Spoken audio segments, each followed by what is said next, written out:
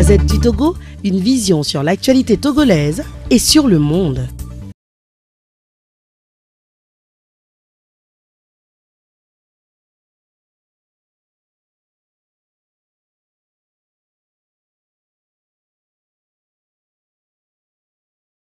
C'est vrai que dans tout État, il y a des institutions. Hein.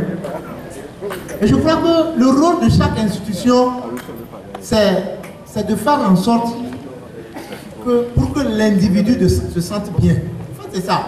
Quand on crée les institutions dans un pays, les institutions qui forment un État ne sont pas pour une seule personne.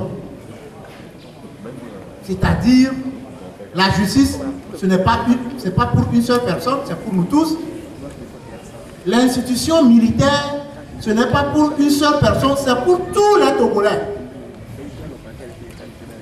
Parce que ceux qui sont membres de ces institutions, ou les fonctionnaires de ces institutions, sont payés au dos du contribuable.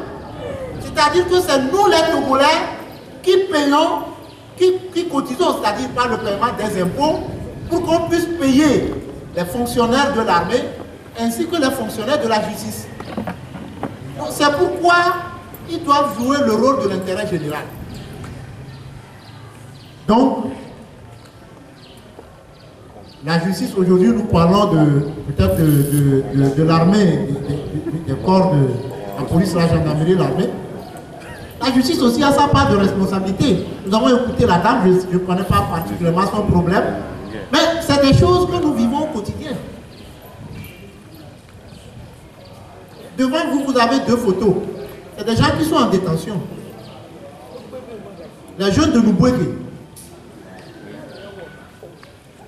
Ils ont été torturés. Ces jeunes-là, ils ont été torturés. Il y a un d'entre eux, devant même le juge, il s'est déshabillé. On a vu les cicatrices sur son corps. Mais pourtant, le juge l'a déposé à la prison civile de Lomé. Oui, c'est ça. Ils ont été torturés. On a vu des traces, des cicatrices sur leur corps. Parfois, on les sortait la nuit, on simulait de tirer sur eux. On appelle ça peloton d'exécution, simulation de peloton d'exécution. C'est-à-dire que c'est une forme de torture. On te sort et on fait semblant de tirer sur toi. C'est une stratégie de la terreur. Donc, ils ont subi ça. Mais ils sont en détention. Donc, c'est pour dire que nous tous, autant que nous sommes, nous devons contribuer à asseoir la démocratie. Parce que la dictature n'a pas d'amis. Il faut qu'on le dise. La dictature n'a pas d'amis. Ah oui, on a des exemples qui nous prouvent aujourd'hui que la dictature n'a pas d'amis. Le carton rouge, c'est sûr. Le carton rouge, c'est contre la répression policière et militaire. Carton rouge contre cette répression. Carton rouge contre ceux qui peuvent poursuivre les individus jusque dans leur dernier retranchement. Pour les bâtonner, carton rouge pour ça. Carton rouge pour la répression. Nous avons vu, le professeur l'a dit, des mineurs, des enfants, sur qui on a tiré des balles réelles. Pourquoi? Le carton rouge contre ça. Maintenant, la mer rouge, bon, c'est une main innocente, mais une main innocente ensanglantée.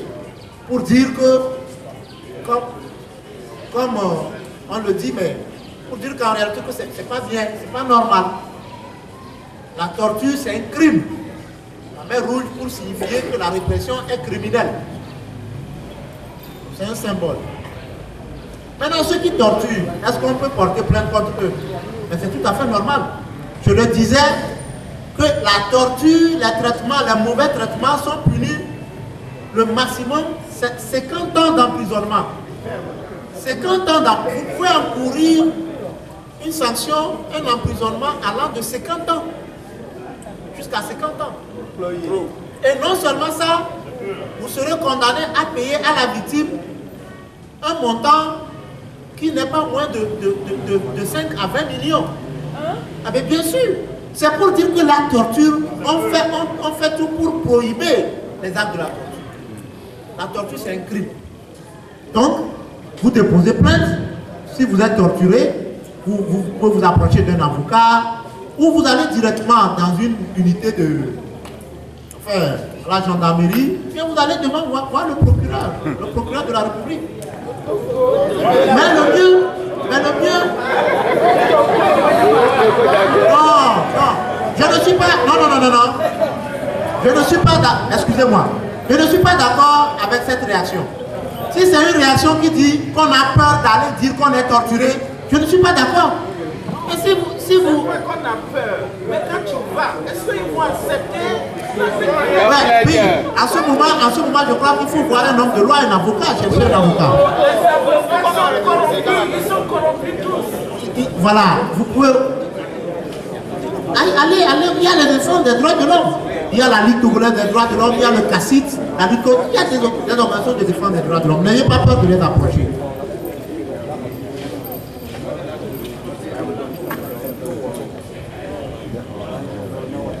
Donc, je crois qu'on a fait un peu le tour des questions, mais je voudrais peut-être revenir sur ce pourquoi nous sommes là. La personne humaine, très sacrée, inviolable, elle est au centre de toutes nos activités et ce qui n'est pas bien, ce que vous ne voulez pas qu'on vous fasse, ne le fasse pas à une autre personne. C'est tout à fait normal. Et si nous prenons ces principes de base, je crois que nous serons amenés à poser des actes qui respectent la personne humaine. Et ce qui est important dans ce cas, c'est que lorsque vous recevez un ordre qui est illégal, vous êtes délié du devoir d'obéissance. C'est important. Et je crois que nous devons aussi faire un effort. Vous n'êtes pas obligé d'exécuter ce qui est contre votre conscience. Même dans le règlement militaire, je crois qu'il y a ces principes. Il y a ces principes. Je vais peut-être partager cela avec deux choses avec vous. Je m'exerce, parce qu'on a fait quelques petites recherches, je m'exerce à lire. Tout militaire peut être appelé soit à donner des ordres en tant que chef, soit à en recevoir en tant que subordonné. Ça c'est clair. Si vous êtes dans l'armée, soit vous êtes chef, ou soit vous êtes subordonné. Mais lorsque vous êtes chef,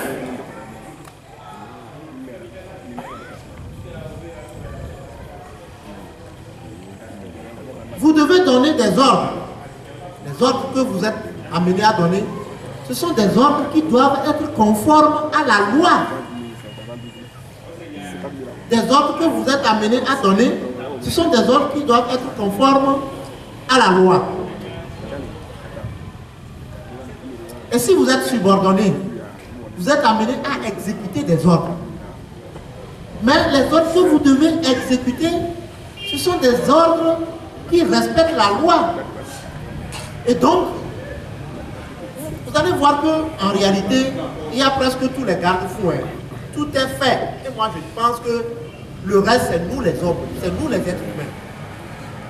C'est en réalité, nous, je ne dirais pas de prendre nos responsabilités, mais c'est à nous de savoir que lorsque la Constitution me donne le droit, la loi me donne le droit, et je crois que des propositions nous demandent de multiplier ces genres de campagnes, c'est tout à fait normal. La Constitution nous donne le droit de désobéir à un ordre lorsqu'il est manifestement illégal et qu'il porte atteinte aux droits de l'homme. Donc c'est une obligation qui pèse sur nous tous. Et je crois que, je ne sais pas si le professeur a écouté. Sinon on a un peu fait le tour et merci pour la contribution des uns et des autres. La Gazette du Togo, une vision sur l'actualité togolaise et sur le monde. Rejoignez-nous sur le www.lagazettedutogo.com ou sur nos comptes Facebook, Twitter et YouTube. Pour tout contact, écrivez à contact@lagazettedutogo.com ou appelez le 92 80 88 53. La Gazette du Togo, c'est l'information en continu.